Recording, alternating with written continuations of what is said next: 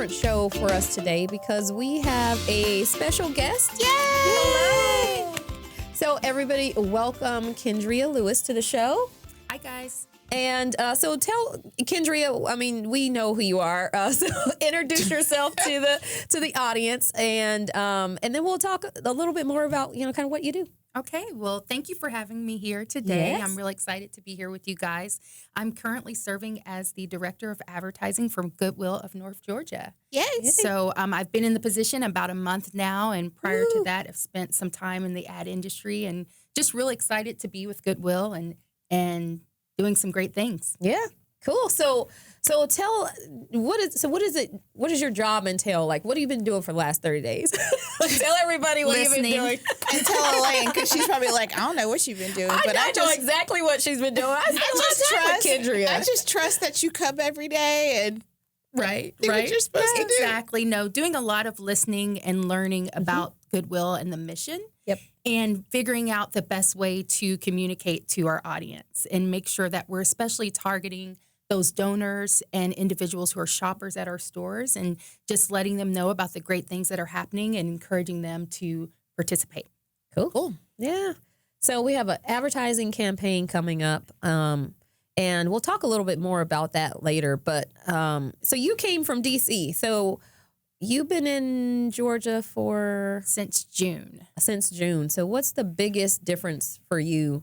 Like, what's the biggest adjustment you had to make coming I'm only to giggling. Let me think. I'm only giggling because Traffic. Kendria and I have this in common. traffic? Yeah. Really? Yeah, traffic. Did you live in the city? I did live in the city, which made a Okay. big difference in D.C. because Got I it. was So you going didn't against have- the traffic. Got it. Okay. Yeah. And then everything is really spread out in Atlanta. So in D.C., it took about 20 to 30 minutes to get most places. And here I have to allow for more time. So I'm still a learning lot that. more time. Yeah. Yes, Yeah. yes. Yeah. But you've been getting places on time, though. Yeah, because I'm leaving like super early. Yeah. Yeah. So you got the hang of it. I mean, just if you stick with that, you'll be good. Okay. You'll be good. I'm trying. Yeah.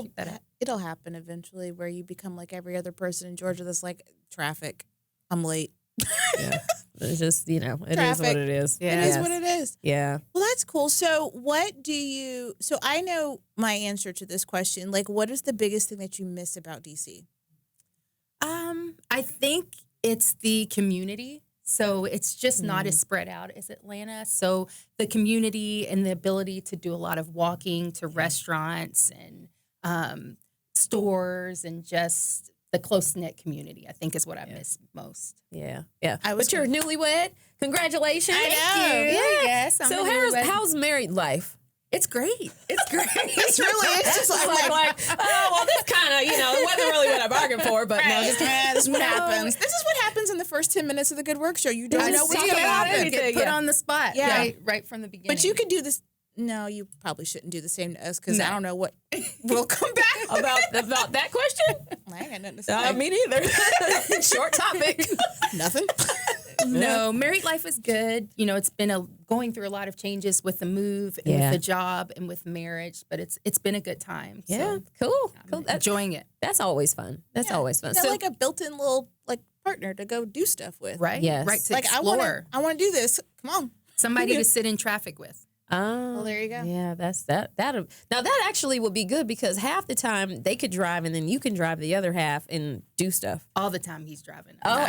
So you have a driver. That's Yes. great. Do you sit in the front seat though? Yes, Oh, I okay. do sit in the front seat, but I prefer not to Her drive. husband is not a lift. I mean, He's not a chauffeur. right. You just drive. He Right. just Got drives, it. Got yeah. it. Got it. Well, Yeah. And I'm more of the, guide and navigator. Oh, so you Navigator, navigate. yeah. Got it. Oh, that's cool. That's cool. Yeah. So you live kind of okay. So tell everybody because this is one thing that I thought was helpful. So I drew Kendria a map of Atlanta's of the interstates. Was that helpful to It was you? extremely helpful. It took me some time to kind of interpret everything.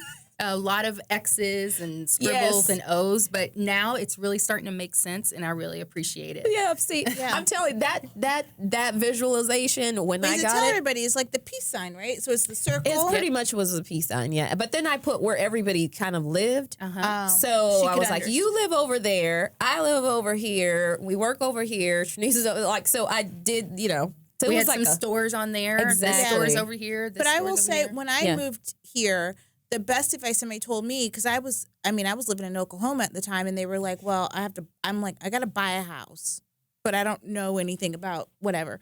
And somebody told me, if you look at and other people, I'm sure will disagree, but whatever, the 85-75 split, and just live in the middle of that, north of the split, anywhere, you shouldn't, especially if you're coming in and you just like, I got to buy something and get back out, like that they were like, do that. And I'm like, okay. So ever since then, to your point, like you see the circle in the split, and then there was that little pizza pie, and I was like, all right, find me a house in there. Okay. I didn't get that advice. But I know. it's good to know. Yeah. Kendria is also on the list now of everybody that I'm trying to get to move. Yes, she Yeah. encourages me to move every day. I don't know if that would you help my you marriage. just moved but- here. I know. But then we talk about stuff, and she's like, oh, I'm like, well, if you lived someplace makes But else. then you don't want everybody to move to where you live, because then I didn't say where I live. I'm just saying, Oh. She's move. just saying move. Oh, okay. That's her answer to all my traffic Oh. woes and But And- there's really but not nowhere even you like- can really but not your move where there's traffic not. issues, but just like, oh, I want to do that, or I want to go here, or whatever. And I'm like, well, that's over here, so you should move. it's There on the is an list. answer to traffic. This Moving is more than a notion. Like that's the worst thing I could ever do. Is It's move. a lot of work. It is a lot of work. But I realized as I was talking to somebody else, I was like, you know what I've realized about everything, like all of my major life changes have required me packing up my entire life and moving. Mm-hmm. You were telling me that. So I'm like, it doesn't really faze me anymore to be like, oh, I have to go to Saskatchewan? All right. I can't do it. Yeah, it's a big Let's deal to move. me. I get attached to places Yeah. and comfortable, and it just seems And that's like just a lot. It's a lot of work. Yeah. It is a lot of work. I'm not saying that it's not. I but, don't want you know. that. I don't want that kind of. I don't want that kind of problem in my life. I have enough issues, and that is one that You're very- I'm the worst mover ever too. Just so you know. How do you know? You haven't Oh, moved I've been in, like- told. I'm the worst packer. I've I been like told. I'm a bad procrastinate, packer. procrastinate. Yeah, that's- I procrastinate. always have Yeah, like I'm the the bad stuff packer. that I leave behind. This has happened like twice. And a friend has come over to help me at the last minute. And they're Yep. like, you can't leave this stuff. And I'm like, but I don't want. And it really was a matter of, it wasn't even that it was stuff I didn't want. I just did not want to pack another box. Right, So right. I was willing to forego whatever was left. I'm like, they can just have it. I start out with these boxes that are nicely organized and labeled, but then it starts taking so long and it's so Yes. much stuff that at the end it's just like garbage bags. Exactly. Just throwing everything well, I'm in a a good garbage bag. unpacker. Every time I move, I've unpacked my home within 24 hours. Like Yeah, when the that's- stuff that's arrives. pretty Now I may good. not have I may not have it decorated, but I have all of the boxes unpacked, broken down, and out of the house because I can't live in that kind of chaos. So I do Impressive. unpack Yeah. very. No, I'm not doing it on the front or the back. So that's why I'm staying where I am because anybody who Pure comes laziness to, I'm will like, keep me where I am. it's not that. It's just, I think I'm done. And I'm like, oh, I only have this little bit to do. And then when people come, they're like, you haven't done anything. And I'm like, yes, I did. I was been working for 5 days and there's still more. Right. So I just can't, people don't want to help me move. And that's good because I will just stay right where I am. But when was the last time you've moved? Is 13 years ago. Okay. And That's that's people are holding on to that from that must have been This is a traumatic experience. Good Lord. Repeatedly. If that happens to you repeatedly, you already know.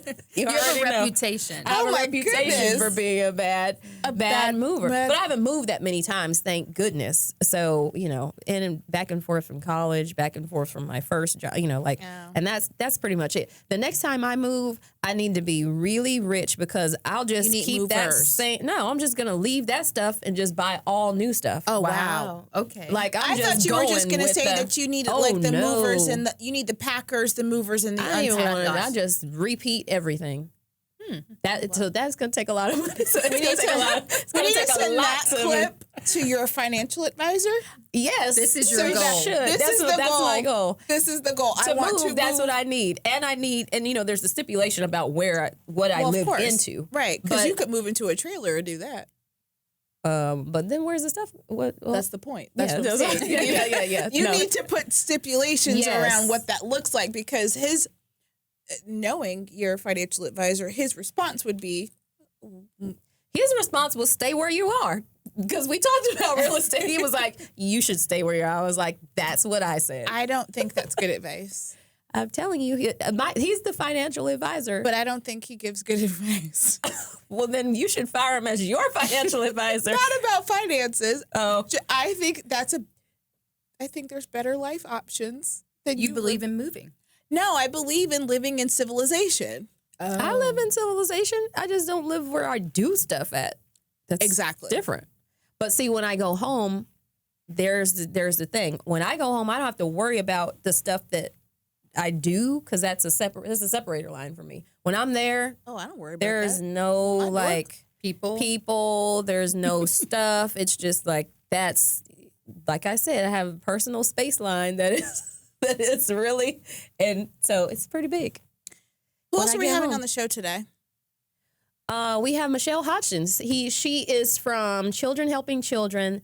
They had a really big event called Love Fest where they brought hundreds, I think even thousands of kids together. But Children Helping Children is exactly what it's about. Love the concept of her organization. She started it out of a really tough situation for her family and for herself, and then grew it into something that is super cool and beautiful, and getting children across Atlanta to help other children and to help them start their road to philanthropy. So it's pretty cool. So we're going to have her on the show a little bit later, bring you an interview that we did with her a couple days ago. And then we'll come back and we'll talk with Kendria a little bit more. We're going to talk about the ad campaign because we haven't talked about it a whole lot on the show yet. And so I'd love for you to tell us what you know about it so far and what your hopes are for the end result of what that campaign will do. So you're going to stick with us for a couple more segments, and then we're going to come back and talk a little bit more about Goodwill of North Georgia and Kendria Lewis. You're listening to The Good Work Show. To learn more about the show and how your company can tell their story, like us on Facebook and follow us on Twitter @GoodWorkShow. Audience, welcome back to The Good Work Show.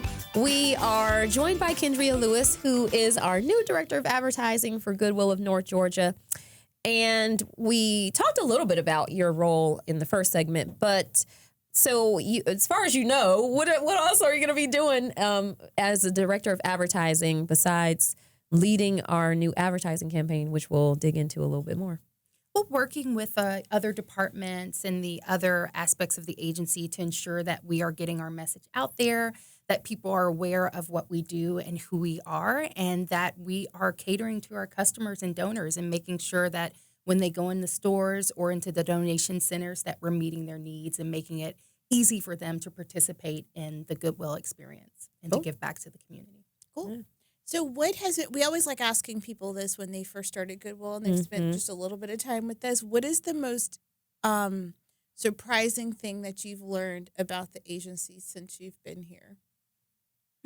The most surprising thing, I think I don't know if it's surprising, but I've been really impressed with the level of professionalism and the experience and the skill that is comprised in the staff. It makes me really excited about my job and about the opportunity to continue to learn and to grow from my team members and from other people within the agency. It's a lot going on. A lot of smart people really working hard to push the agency forward. So that's exciting to me.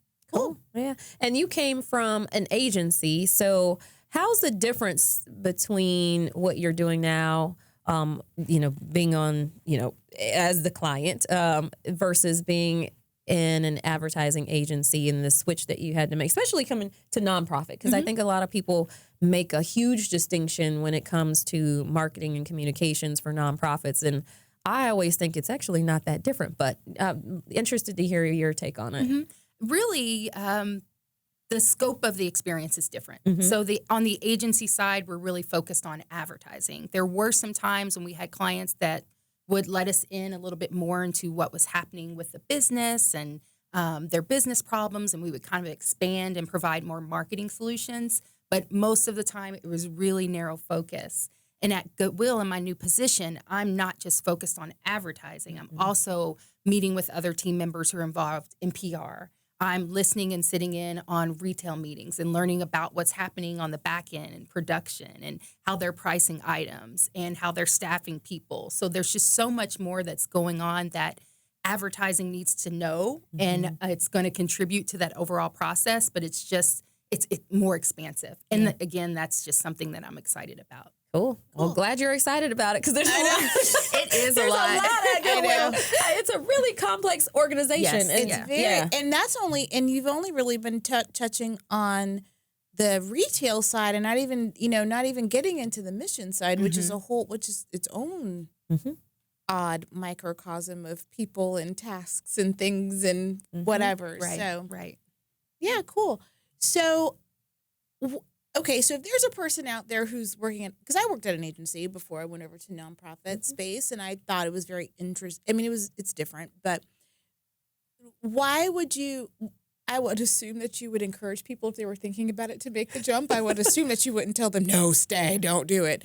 But what advice would you give to somebody if they're out there? Because, we still need people. So somebody's sitting out there at an agency someplace and they're like, well, hey, maybe I want to work for Goodwill. What would you tell them is the selling point for maybe considering making that change?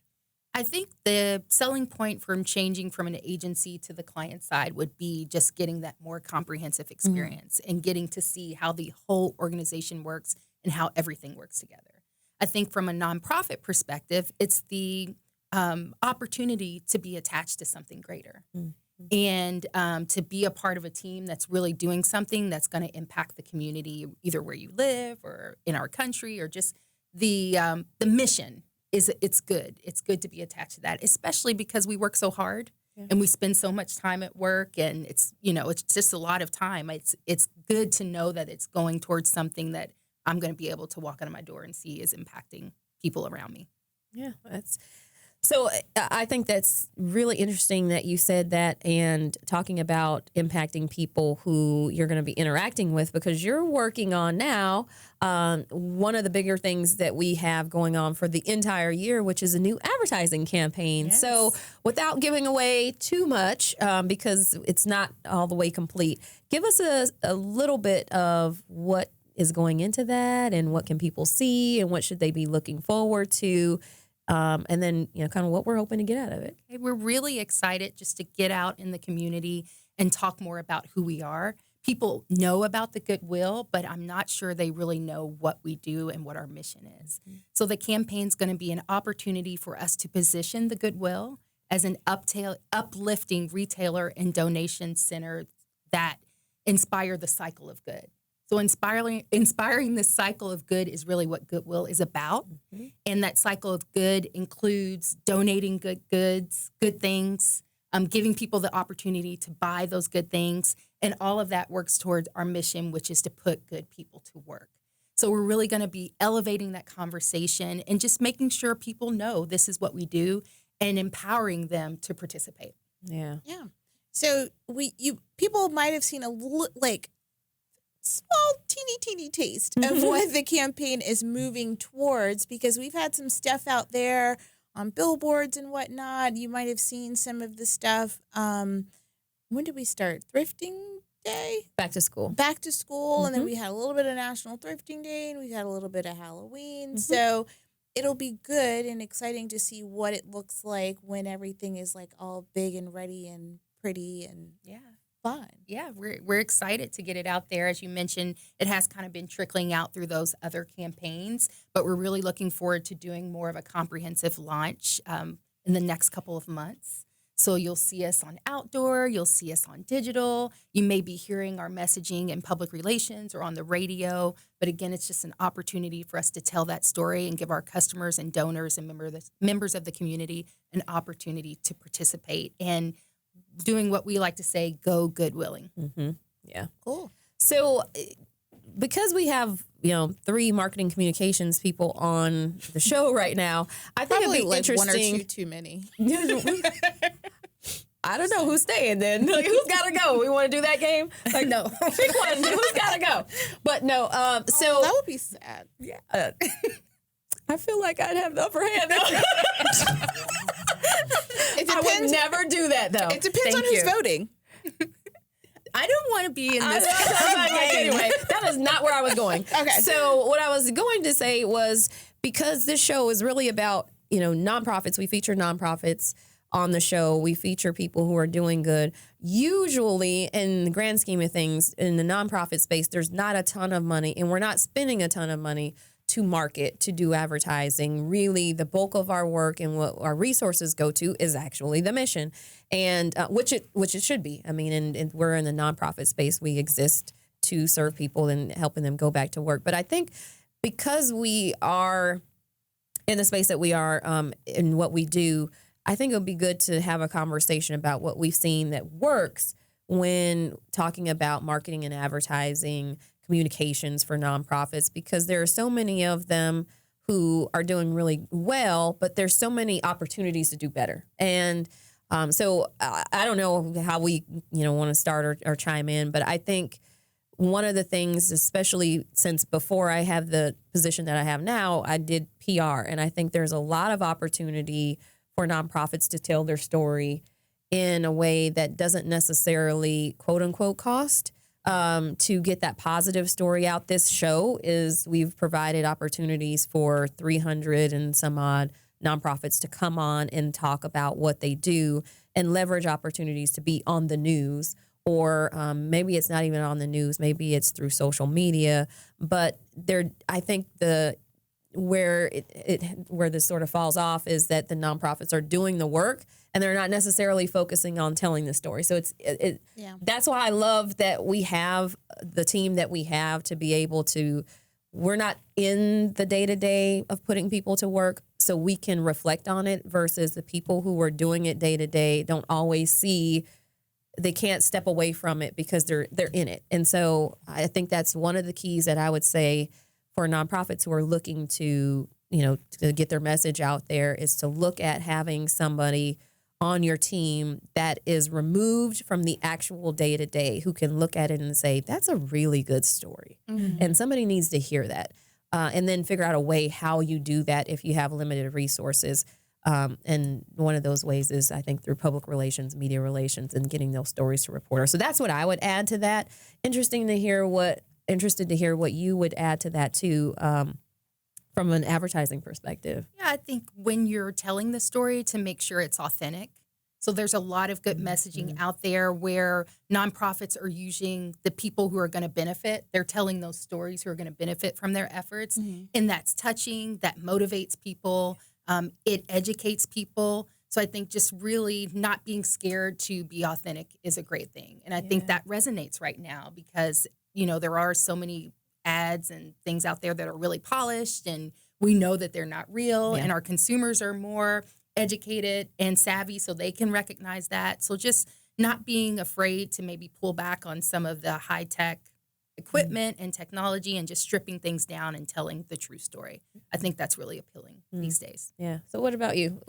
I think it's picking your spots. So my background as well is PR, and I don't do so much media relations PR here for Goodwill, but in my last position at my last nonprofit, I did a lot of it. So we were always looking for the points where we knew that our message would resonate, and really taking advantage of that. So if there's something going on, so it was a disaster. It was in disaster safety. So like if something happened, like, oh, there's a flood, that's a point. Or, there's a winter storm coming, that's an opportunity. So for nonprofits, if there's something going on in the community that ties really closely to your mission, using those opportunities to be able to amplify. Because if people are already interested in what's going on because it's already newsworthy, it gives you an entry point. And a lot of times it gives the news media a different way to talk about something, because they're going to be talking about it 24 hours a day. Give them another way to talk about something that they have to continue to have conversations about. Well, great. Well, we're going to take a break. We're going to come back, probably talk a little bit more about nonprofit marketing and communications, talk to Kendria a little bit more about her role, and talk about what's going on at Goodwill. You're listening to The Good Work Show. To learn more about the show and how your company can tell their story, like us on Facebook and follow us on Twitter @GoodWorkShow. Audience, welcome back to The Good Work Show. We've been chatting with Kendria Lewis, who is our new Director of Advertising for Goodwill of North Georgia. Had a good conversation in the first segment, really just about her move. and All about Kendria. All Right, about Kendria. right. And she's new to Atlanta and how she's been navigating that literally. And then also about her role in the second segment, a little bit more about an upcoming advertising campaign, which we hope you will keep your eyes peeled for. We do hope you'll see it, though. So even if you're not looking for it, we still you'll want you to see it. Right. Yes. Even if we bring printouts to the show, you'll see it. That's right. Okay, yes. So it will be very intentional, but that'll be really cool. And I think we were on to a really good conversation that I wanted to start because we had, marketing communications folks here. And we don't normally do things that are super informative on the show unless we're talking to another guest.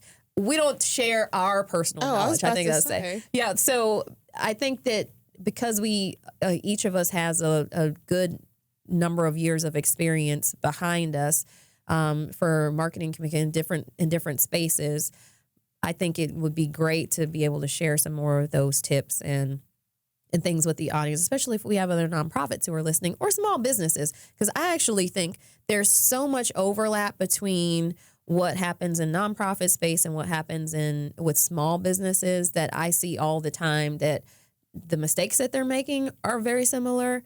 Some of the challenges that they have are very similar. And then some of the opportunities that they have are super similar. And their budgets are usually very And similar. their budgets are usually very similar, which is small, even in some larger companies too. I think I hate to just single out, nonprofits and small businesses, because there are some larger businesses that just do not get it. And they have resources to get it or to hire people who do, but they don't. So I think too that, maybe we can continue that conversation. We were talking about some of the things that we thought were opportunities for nonprofits there. What are some of the things that you think you have seen where nonprofits are just not getting it right? Like what, or small business, or maybe even businesses in general, as you've worked in advertising, that, boy, if they could just stop doing this, it would be great.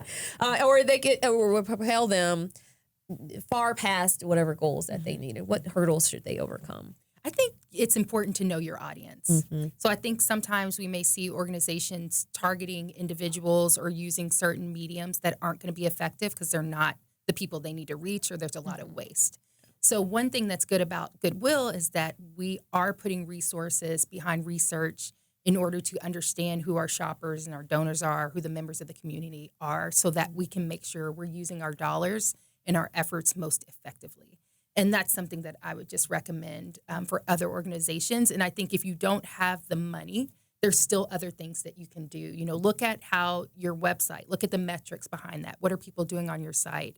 How are people responding to messages that you're putting out there? Just go out and talk to your customers. That's another thing you can do if you don't have a lot of money. But I just think it's important to know who your customers are, because that can really help ensure that there's not a lot of waste and there's more effectiveness. One thing I think is that don't assume that you don't need to do it. So I think a lot, especially, and I'm not going to say especially, but a lot of nonprofits or a lot of people, because I will say this about myself, like just personally in my personality, is I'm not necessarily a person that's going to go out there and toot my own horn. Like I'm just kind of like, well, let me put my head down and I'll do my work. And, if somebody notices, great. I just, just happy to be here. But, not really. But then you see other folks that are like really good at promoting the most minuscule of things that they do. And everybody's like, that's so great. And you're like, really? That's just what you're supposed to be doing. But okay, sure, that's great. So I think nonprofits and businesses need to realize that putting your head down and doing the work is fantastic. But you have to tell people that you're doing the work and show people how you're doing the work, and then invite those people in to participate in the process. So then that way people can, it allows you a bigger platform to do the work that you want to do. So don't just assume that just by doing the good that people will just notice or know, or somebody will be like, oh, congratulations. I think it's important to tell your stories and, show the folks this is what we're doing, and it's a big deal, and we're impacting people in a really real way. Yeah, I think I would add to both of those things that don't get caught up in trying to make it fancy, because I think there is a lot of good work that happens in organizations and nonprofits and in businesses, and it sounds great to you because you understand what it is. You have not broken it down to the average person, and so when they hear it, they don't quite get it, and so they leave the conversation or they leave whatever interaction or the message that got delivered, and they still cannot recite what you do. And I think that we overcomplicate things sometimes, especially in nonprofits. We have a lot of jargon. We have a lot of jargon at Goodwill. Yes. A lot of learning. a lot of Yes. and a lot of ways that we talk about things. And to people who don't work at Goodwill or work in workforce development or work in, the thrift retail business, you don't understand what we're talking about. And Or so, at some point you just accept it. It's It's just like, that I know sounds that great. we use these letters. I don't know what those letters mean, but I know what those letters refer to. right. So I think that you have to find a way to make it interesting to the average person, or at least get it to a sense where they can understand it and then walk away from it. I have said, make it Barney style, because everybody can pretty much remember Barney or nursery rhymes. When I tell people about it, I'm like, everybody knows what happened to Humpty Dumpty. There's a setting. There are people in that story. You know what the climax was, and you know what the end of that story was. It is all it's like Is that 4 the- lines. Like to think that there was a happy ending Well, somewhere. no, I didn't say it was happy. You just know what the end of it was. So, and you can make any nursery. They're the best examples of that. And so when I tell people about how to, because people say that we really do these really big, complex things that's really kind of hard to fit in. I'm like, yeah, but the best stories are the ones that you can tell people in Right. 2 or 3 lines, because everybody can recite it. They can remember it. So make it memorable in the sense that you have to break it down, and you don't have to give everybody every single detail. I have no idea what Humpty Dumpty was wearing when he fell off the wall and what part of his egg that cracked. However, I do know that he never Or got why put he together. fell. Or why he was even on the wall. That's true. Right? Oh my God. There's so many Mind questions. blown. Like, There's so many questions about. But you don't need to know that. But that's a good point, though. But if you tell it that way, Then you if can ask. somebody's interested, they will ask you. That's exactly right. There So we you go. give them just enough to get the story, walk away with it, get the information, be able to recite it if they need to. That's great. Then if they're like, hold on, I just really need to know exactly why they didn't have super glue at that time, then they can ask, you know what I mean? Or So- did Humpty die? Right. Did he? don't They know. just couldn't put him back together, and he was just out. I mean, So I he don't was know. in pieces. I don't know. Yes. So I agree. Yes, all of that. Yeah. But when you said don't get fancy, I thought you were going to go someplace else. Okay. So my Like, thought was, don't feel like everything has to be so slick. So don't feel like you don't. the authenticity that you were talking so about. Don't worry about like, oh, I can't have a 4-color glossy brochure to tell my story. That's okay. I think that's one place. You probably don't need a brochure. Exactly. Not these But days. But Right. that's where I think nonprofits do have a sort of advantage, because I feel like, with corporations and businesses, you expect a certain amount of polish. Like if I go buy a Mercedes, I want the nice glossy book and it feels substantial and it's heavy and it's got all the stuff. But if I go to a nonprofit and I ask to see your annual report, I might be okay with some paper stapled at the corner. Don't make perfect the enemy of good. Like, you can tell your story, you can do your work, you can do the stuff. Don't get tripped up on, if I can't have the Rolls Royce, then we just won't do it. It's That like doesn't mean you should have clip art, though. you should not. Nobody should ever have clip art. There are tools. So we should There do are that in the tools.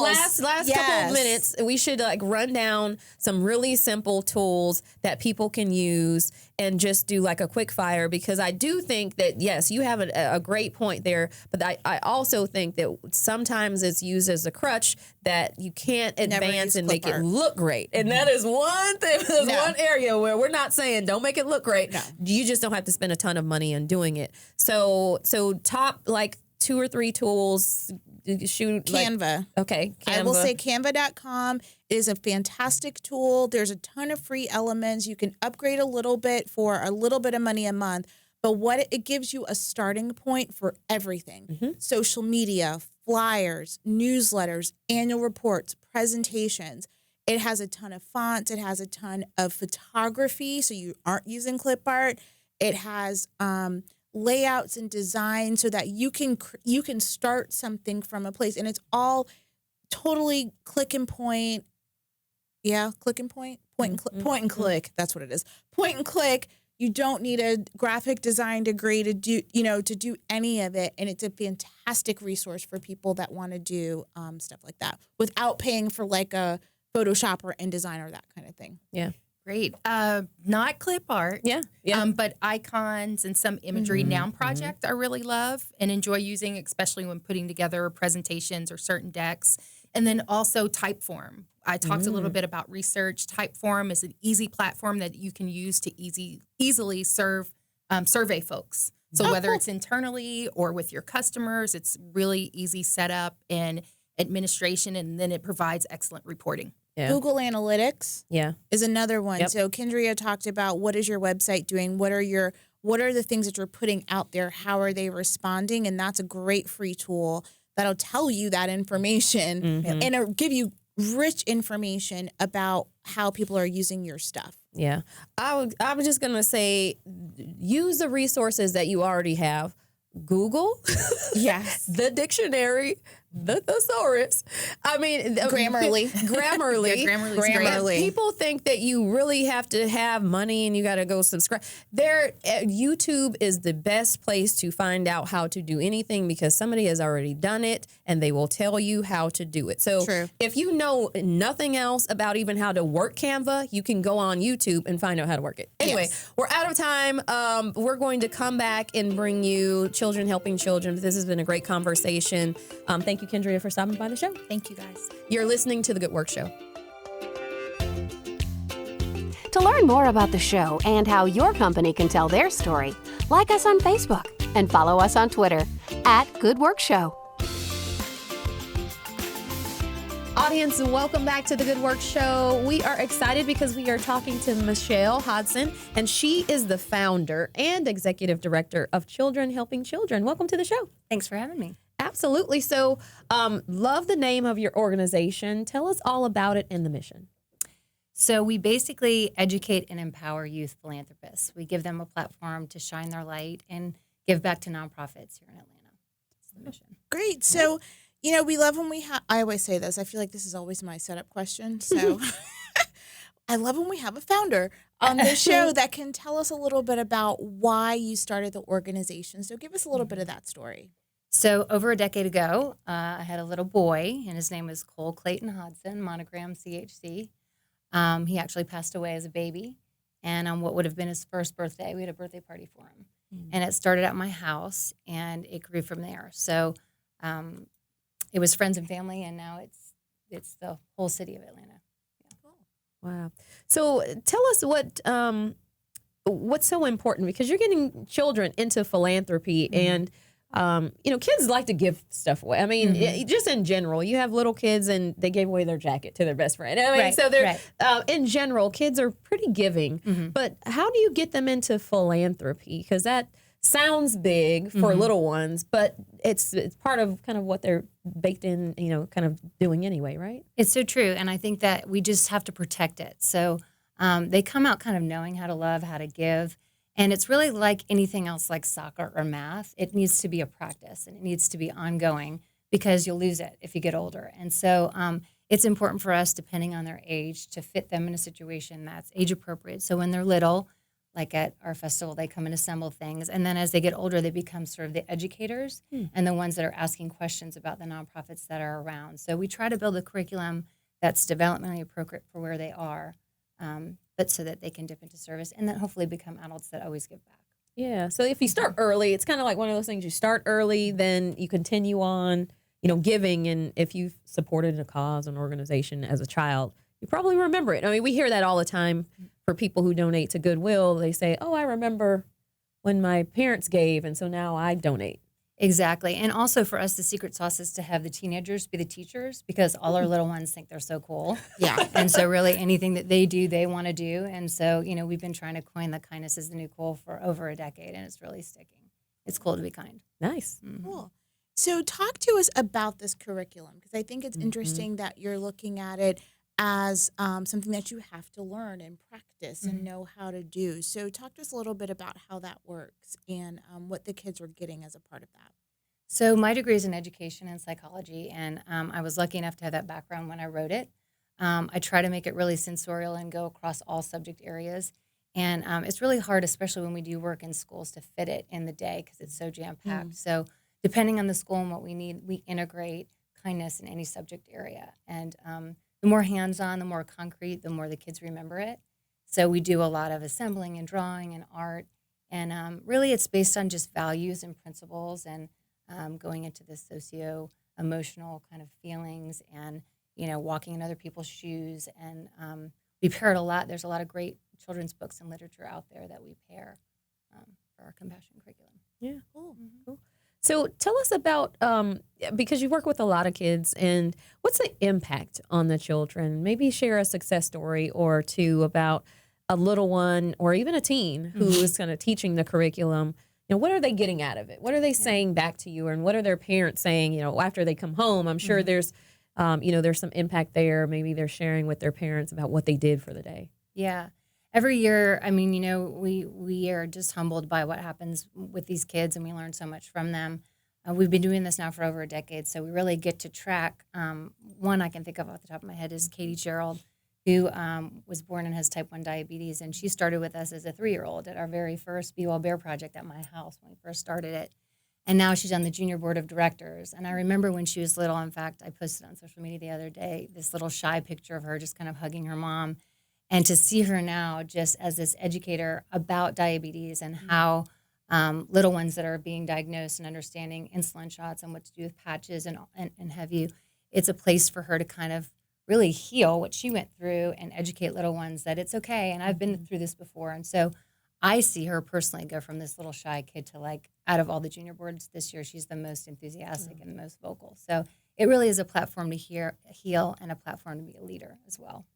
Nice. That's awesome. So talk to us a little bit about how people connect with you. So if a person's out there listening and they're like, oh, this sounds like something that, I've got a toddler. It seems like kids are starting to do things younger and younger. Now it's like you have swim lessons when you're 18 months. So so the next step, philanthropy. So how do they, how do parents connect their kids to what you're doing? Well, there's kind of a joke about that, especially, like I said, the kids that have been around for a decade. If they were infants and they were at the first one, they're like, I've been a philanthropist since the time I'm a baby. But the truth is we don't really know in the brain when things click and when you learn. So in my opinion, it's important very early on to expose them to the experience. And then at different ages, it will click and be more meaningful depending on their own circumstances, or maybe just the event triggered something really exciting for them. But we have a festival where we engage families, and that's a really good entry point, because it's just fun. There's jump houses and there's cotton candy and a stage and all kinds of that's the give back, have fun part. So there's have fun and give back. And then we have our curriculum that we go through schools, and we have a wellness center at King Powell Arts Center.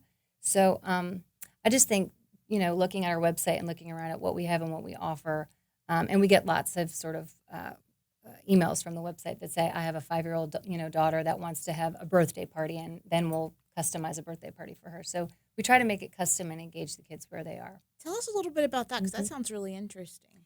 In fact, my twins just turned 8, and as their mom, it's a little different than when you're telling somebody else's kids. And I had to do this well, we have so many toys, and what do you think about instead of getting toys for your birthday, if we take donations and you can pick your nonprofits? And they've been doing this since they remember, so they knew exactly they wanted to pick the Mission, Gigi's Playhouse, and Families First.